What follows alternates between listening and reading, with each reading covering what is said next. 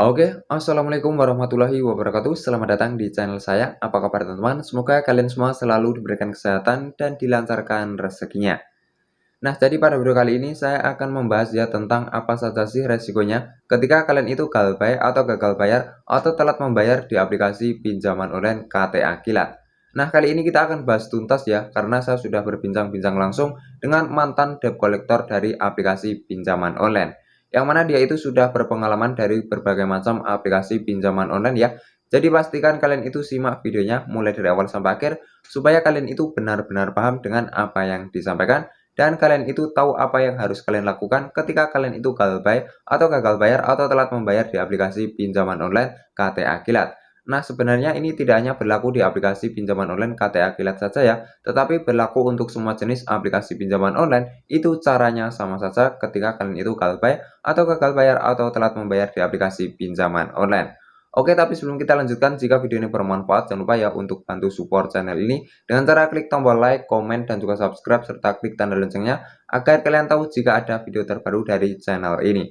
Oke, langsung saja ya simak videonya berikut ini. Let's go. Takut dengan gagal bayar ataupun telat bayar di pinjaman online, takut di penjara lah. Sebenarnya gini nih Mas.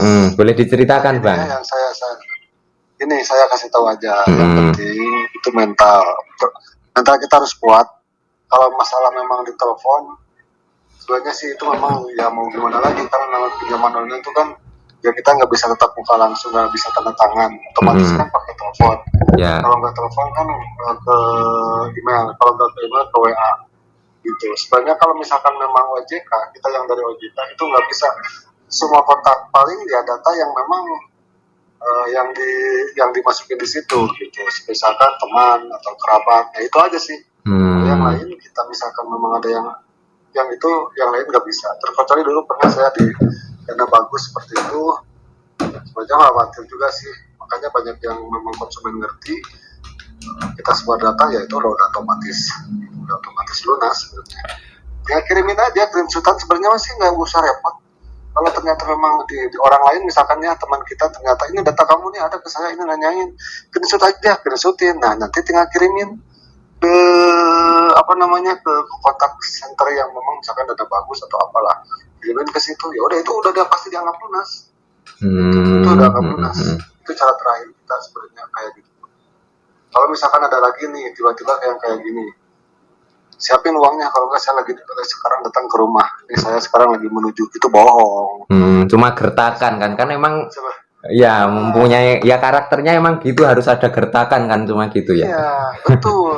Debt collector. Itu foto yang lama kita juga kita tinggal cari di YouTube, di Google aja, misalkan daerah mereka di mana nih, misalkan lagi di Banyumas, cari aja kota Banyumas jalannya, kita lagi di sini, padahal mau siapa yang mau ke sana. Ya kan nggak banyak, memang DC itu nggak, Jabodetabek sih banyaknya. Untuk Jabodetabek ya. Iya. Abangnya udah lama itu jadi debt collector.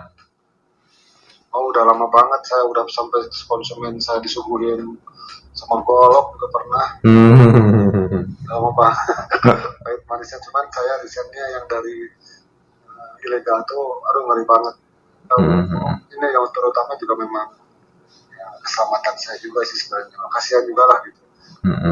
Gak seberapa, cuman wah jadi kasihan gitu. Sebenarnya sih kita mah nggak ngelihat, kalau misalkan pinjamannya dari 1 juta ke atas, nah baru kita kejar. Kalau 1 juta ke bawah malah itu repot-repot, sampai kalau misalkan sampai mau pengadilan gini nggak mau. Ada itu habis uang kitanya juga. Lah iya kan, habis bang duit, nggak mudah kan ngurus ke pengadilan juga. Nggak mungkin nggak mungkin. Nggak ada kan. Sekarang kita ada cara lain Mas. Sebenarnya kita ada cara lain sebagai debt collector. Kan suka ada nih yang WA-in dari pagi sampai sore. Sebenarnya itu anak-anak SMEA lah, anak-anak PKL sebenarnya itu. PKL, anak magang lah ya. Magang jadi debt collector gitu. Suruh WA kayak gitu. No, belum ke debt collector. Collection. Misalkan mereka mereka memang ternyata beberapa kali nggak ada, sebulan nih, baru nanti pindah lagi, ada bagiannya juga gitu sistem. Nah kalau ke sistem kan bisa ke email segala macam. Kalau misalkan sistem memang nggak ada, baru kita dialihkan ke debt collector. Itu juga mikir lagi, nggak langsung ke sana. Jangan sama ditakut-takutin kayak gini nih kalau kita ya. Mm-mm. Misalkan saya akan cepat data, kalau enggak nanti gini-gini. Jadi kita tuh nyari memang data ke saudara siapa. Jadi hitung-hitung saudaranya di sana, saudaranya kan masa ketakutan nih. Ini hutang, kalau misalkan hutang si A nih, saudara saya si A nih, jadi nanyanya ke saya gitu. Otomatis saya yang nanyain yang nagih. Nah kita tuh pengennya seperti itu. Jadi bukan kita yang nagih, saudaranya juga. Oke Bang, ini kalau misalkan saya upload di YouTube gitu gimana ini, saya tanya-tanya. Kalau misalkan memang Cuma suaranya aja maksudnya. Oh boleh, nggak masalah. Nggak masalah kan kalau cuma suaranya ini. Ini nggak apa-apa. Kalau misalkan memang pengen jelas nih, saya kasih tahu teman-teman semua, itu bagus loh, ada solusi utang berdiri namanya. Itu memang benar. Di YouTube tuh ada solusi utang ya. Itu sama juga dia. Dia udah memang udah kesal banget sama yang namanya pinjaman online. Jadi kita tuh sebenarnya gini ya, banyak orang yang memang mentalnya keganggu nih, ada yang sampai bunuh diri atau apalah gara-gara pinjaman kayak gini. Sebenarnya nggak usah kayak gitu. Ya kalau bisa sih yang namanya hutang harus dibayar. Iya, memang kan yang namanya hutang memang harus dibayar. Tuh, cuman kalau misalkan mau bayar pun kitanya daripada nanti riba. Ini aja sebenarnya bisa sih, bisa. Saya mau bayar, tapi saya yang dimakan sama saya. Misalkan minjem 2 juta aja. Pokoknya gitu ya maksudnya, bayar pokoknya ya. Udah, transferin aja. Udah aja, nggak usah yang lain-lain. Tinggal duit aja, udah. Itu. Bos yang lain-lain, kalau misalkan memang ternyata kita mampunya, saya mampunya tinggal gini aja. Saya mau bayar pinjaman saya yang 2 juta. Tapi saya mampunya untuk cicil sebulan misalkan 500.000 4 kali. Ya udah bisa gini-gini, ya nggak apa-apa, biarin dia bilang nggak bisa juga. Kalau misalkan kitanya ya memang berpikir aku takut dosa atau gimana gitu, balik lagi ke diri masing-masing lah, ya bayar aja ya gitu sih. Pokoknya jangan sampai berpikir gini aja, jangan sampai berpikir kita tuh aduh dalam keseharian kita malam nggak bisa tidur, bangun tidur malah lebih parah mikirin utang kayak gitu. Hidup mau dimanain, gak akan lama itu tuh mau bawa apa gitu, udah kebaikan aja gitu. Makanya saya bilang tadi di atas, kalau memang kebutuhan kita memang tidak cukup, kita masih bisa pinjol, ya sudah kepinjol, ambil dulu aja gitu. Kalau misalkan memang kita mampu untuk bayar, ya bayar, tapi kitanya harus kuat mental dulu. Kalau nggak kuat mental mah jangan. Karena kan kebanyakan yang telat bayar atau galbay itu kan mentalnya kan pada kena, takut didatangi debt collector, takut diteror kan seperti itu. Nah, takut nanti kontaknya dihubungi. Tapi kan untuk yang aplikasi pinjaman online OJK kan harusnya nggak memiliki akses ke kontak ya? Nggak ada. Ya, nggak ada ya. Nggak bisa, itu nggak bisa. Nggak ada. Itu ada beberapa, untuk bulan kemarin aja itu ada 135 yang memang udah masuk OJK, itu udah ditutup sama OJK-nya. Tutup karena memang ada beberapa yang masih nakal dan di dalamnya tuh masih beranak tau nggak? Kayak koperasi lagi. Kalau kita misalkan buka nih kayak aplikasi yang lain, misalkan kita nggak di ACC, di dalamnya ada lagi gitu ya. Karena di dalamnya tuh jadi 7 hari. Itu yang kalau dari OJK itu harus minimal 3 bulan. Oke, jadi ini abangnya mantan dari debt collector aplikasi apa saja, Bang? Kalau saya sih sebenarnya yang dari yang pertama itu dan bagus, terus dari pinjaman sekejap. Sekejap kita tuh sekarang udah nggak ada di Play Store, tapi masih bisa untuk ngambil di Chrome, Google, terakhir di Kredivo. 7 aplikasi saya. Kalau aku laku saya enggak. Kalau aku itu memang ya seperti Kredivo juga, tapi memang sih caranya pun mereka sopan lah sama gitu ya, karena memang udah OJK sangat berhati-hati juga. Kalau pokoknya yang memang rajin tuh aku laku, Kredivo itu rajin. Kalau kita memang udah nggak bayar, tapi selama memang 90 hari kalau memang kita nggak bisa, ya sudah. Dan lagi berarti orang ini udah nggak bisa. Tapi ya nggak mau ya data kita diserahin nanti ke sana gitu. Oke, jadi biasanya abang sebagai mantan, ini kan sebagai mantan debt collector ya. Nah, biasanya ketika telat membayar itu didatangi debt collector itu setelah berapa minggu atau berapa bulan, Bang? Atau berapa hari?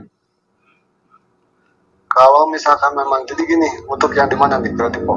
Kredivo aja ya. Ya, ya di Kredivo juga nggak apa-apa. Kalau di aplikasi lain kan ilegal mah beda lagi. Ilegal memang sebulan juga datang. Kalau yang di memang Kredivo itu sebenarnya dari awal pun nanti kan bisa ada telepon, nggak SMS dulu nih, telepon. SMS hanya mengingatkan. Telepon kalau memang sudah nggak bisa dihubungi, misalkan memang ini pakai SMS, bisa langsung juga ke WA. Nah, kalau misalkan setelah itu nanti ada surat ke email, data Anda sudah dialihkan ke lapangan. Itu kita tuh nunggu dulu seminggu. Kita tuh yang WA dulu sama konsumennya. Pak atau Bu, selamat siang, saya dari Kredivo. Gimana nih Pak, Bu? Misalkan ya udah ada uangnya belum? Itu kalau bisa bayarkan sekarang ya Pak. Oh, saya belum bisa. Oh, jadi kapan misalkan? Kalau dia misalkan, oh ya udah saya misalkan minggu depan ya, kita tulis minggu depan nih. Kita tanya lagi, Pak Bu gimana? Udah siap belum? Sekalian nih saya mau ke sana aja pengambilan uangnya. Nah gitu kan? Pasti si konsumen pun merasa, aduh mau datang nih ngambil uang gitu kan. Tapi konsumen misalkan, aduh ya saya tapi belum ada juga, aduh gimana ya? Oh kalau gitu Bu gimana ya, saya juga ini memang aduh kerjaan saya juga kalau gini nanti gaji saya dipotong, yang mengeluh juga lah kita juga ya kayak gimana. Paling saya nggak mau Bu, saya paling harus ke sana ke Ibu untuk sebagai bukti bahwa saya sudah misalkan ya saya sudah sudah nagih ke Ibu, datang ke rumah Ibu, gimana ya Bu, saya pasti ke sana besok kan gitu. Mau nggak mau kita ke sana. Ya kalau kita ngomong udah ke sana dengan udah ada waktu kan pasti si ibunya juga setidaknya nyiapin uang lah. Oh nanti besok ada yang kesini nih daripada gimana. Tapi kalau misalkan memang imbasnya memang nggak ada si ibu ya kita foto bareng sama dia. Yang penting kita ada laporan ke kantor gitu.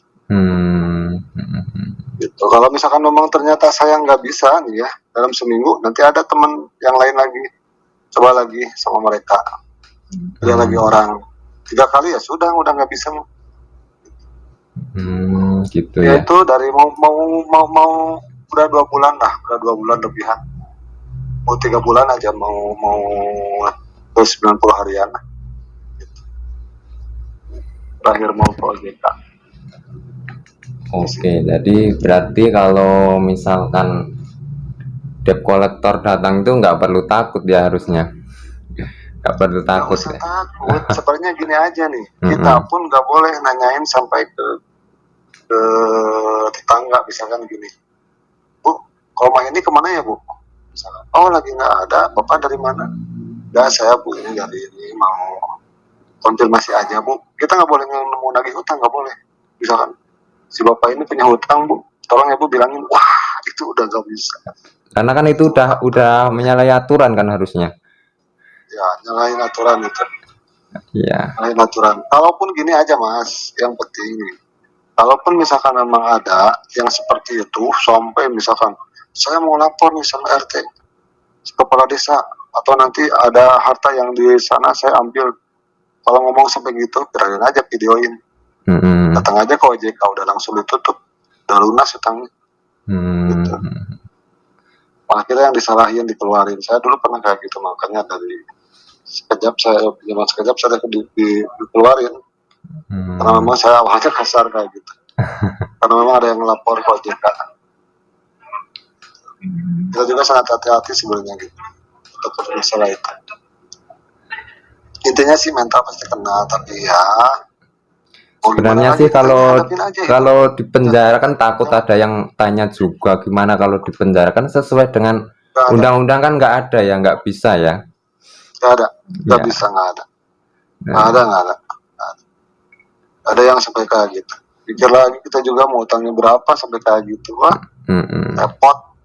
Paling ya mau nggak mau ya paling ya diserahin OJK aja sih.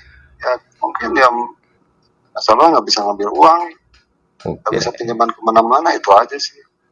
Jadi kesimpulannya gini ya Bang, misalkan ada yang telat bayar ataupun gagal bayar nggak bisa bayar, misalkan lewat dari 90 hari berarti hutang dianggap lunas tetapi masuk blacklist OJK, masuk pay checking ya, daftar hitam ya. Betul. Oke. Yang gini aja sih untuk mental ya, sebenarnya kan si konsumen mentalnya kena. Kalau misalkan nggak mau memang di apa namanya kena mentalnya, ya kalau mau ada telepon ya sudah jangan diangkat, WA jangan dibalas, hapus aja. Kecuali kalau kita memang udah siap ada uang ya baru kita nego. Oke. Kalau misalkan memang sangat benar-benar terus terpengaruh ya sudah ganti aja nomornya. Udah tenang, urusan beres.